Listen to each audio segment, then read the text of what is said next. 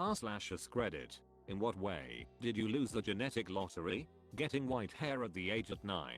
The white hair did spread, but thankfully most of my hair is still black in the majority. That's kind of classy. It sounds cool.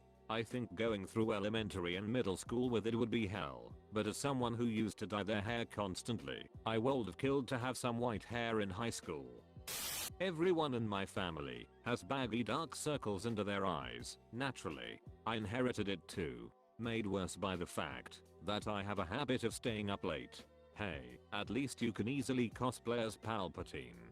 Every time someone asks him about them, he can say the attack on my life has left me scarred and deformed. My DNA is broken at the nabrin protein, essentially where your DNA tells broken DNA repair itself. So I have no good DNA. I'm high risk for breast cancer, and found out that because of my mutation I cannot have radiation or chemo. It will make any cancer spread, so if I get cancer in an organ that can't be removed, I'm fricked. I'm a lady who is built like a gorilla, long arms and short stocky legs. The upside is that I can win a slap flight from a good distance and have excellent balance on boats. You were born to be a pirate. If only I learned this sooner. My life's work has all been in vain. My erection curved 90 degrees down from about 2/3 out. I'm still curious how it would have worked. I got surgery where they straightened it out by removing a small wedge and stitching it back together. It has served me well for 15 years since. Glad to hear you got it fixed. Didn't know that was possible. I have a friend whose junk does that, but to the side. So yeah, it's a thing. And not really sure why I know about his junk, but we were friends in teen years and teens are weird. As long as you said no homo first, it's fine.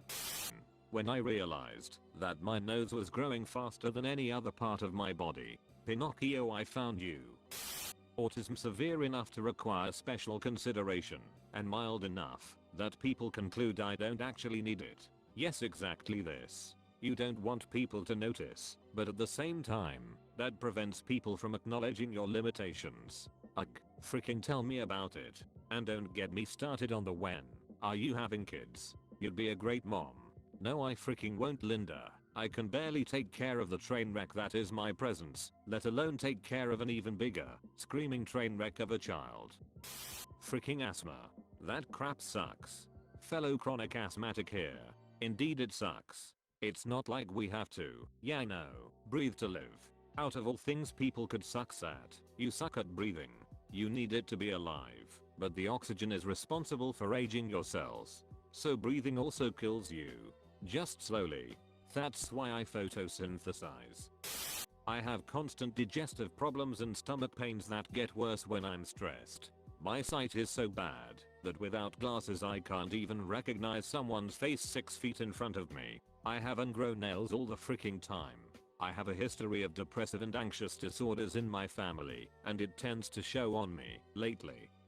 I'm ugly. Yeah, I'd be surprised how much simple self-care can go towards making you not ugly. As in, pick clothes that fit and are flattering on you, and in the right colors. You might have to go shopping with someone to help you pick. Get the right haircut for your face shape. Brush your hair, teeth. Go to the dentist. Get braces if needed. Use facial moisturizer, etc. Exercise. Lose some weight and build some muscle. Then build up your confidence. Know that you look better than you did. You're healthy and clean. And own it. Almost no one is model pretty, but no one is model pretty without trying. With a little weight loss, the right clothes and self-care, even a 2 or 3 can come out as a 6 or 7, especially with an attitude change. I'm healthy, moderately athletic, eat well and have good hygiene. Still ugly. I'm pretty close to legally blind, but just in one eye. Because of this it turns out I don't have depth perception. So yeah, I can see fine cause the good eye is perfect vision. But I suck at knowing how far away things are. I have been hit in the face by balls many times. Walked into walls, fell up and down stairs. All sorts of BS. *OHER I was born that way, hence why it's a genetic lottery thing. I too have been hit in the face by balls many times. It's kind of a fetish. You just got balls to the face enough to make you think you like it. My chin has eroded enough that it's no longer irritating. Starting to get a receding hairline at 23. Dude, I'm 24 and my shit is gone. I just started on the recommended treatments, and I'm hoping I can get something back, but it's really ugly right now. It's the worst thing that's ever happened to me, and I resent it every day. Ever thought of just shaving? My dad went bald when he was 18, and I will be bald in the near future too. Once it's too bad, I will just commit to have no hair before I would do any expensive treatment or something like that. I do shave, but I don't like the way it looks, and I just feel like it's too early to give up. I used to have long hair and I want to again in my life. It might cost me money, but at this point it's worth it to me. If you go bald at 35, that's life, you know. Many people do. Going bald at 24 feels like a curse, and if there's something I can do, I want to at least try it.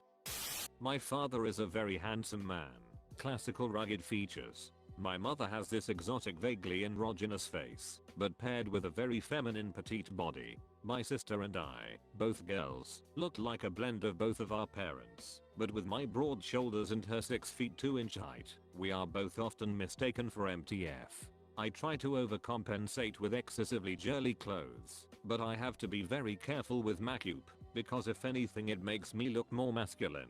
I also kind of hate that through the years another way I was trying to compensate for my masculine features was by speaking in a very high-pitched voice, which I think now sounds more and more ridiculous as I age. You know the gender swap Snapchat filter? When I put myself through the male filter, it changed how my eyes were set and gave me a stubble and obviously gave me short hair.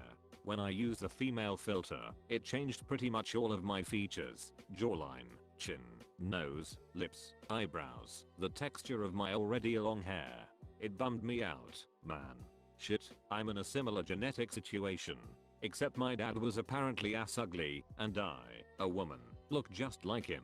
I'm just average height though, but I still get mistaken as MTF. The worst part, those kinds of people who say, "Oh come on, I bet you're beautiful," end up saying, "Okay yeah, you do look trans." Once I show them a picture of my face. Being called pretty is just something people say to be polite, I think. And the damn Snapchat filter was playing around with that with a friend once, and tried the female filter, and this guy laughed and said, "Wow, you actually look like a girl now."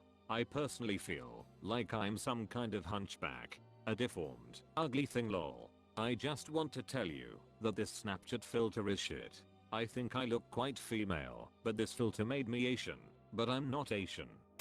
I don't metabolize alcohol well, at all. My stomach just can't handle it.